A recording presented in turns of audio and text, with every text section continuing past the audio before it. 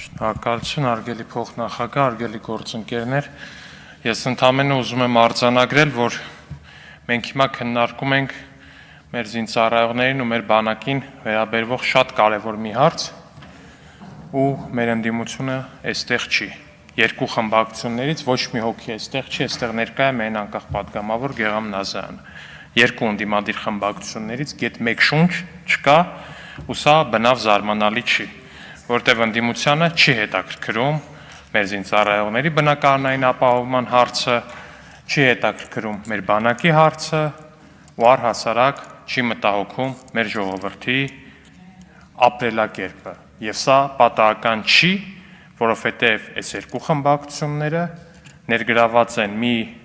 կոնգլոմերատում, որը մեր ազգին, հայ ազգին անվանում է անասուն ազգ, իսկ իրանց հետևորդներին էշ, լավագույն դեպքում բջոտ էշ, ու բնավ զարմանալի չի, որ նմանատիպ կարևոր հարցերի ժամանակ մեր ընդդիմությունը այստեղ չի։ Այսօր առավոտյան եկել են պաշտպանելու մի օլիգարխի շահերը, մի թեթև պաշտպանության իմիտացիա են ստեղծել ու գնացել, չկան։ Շնորհակալություն։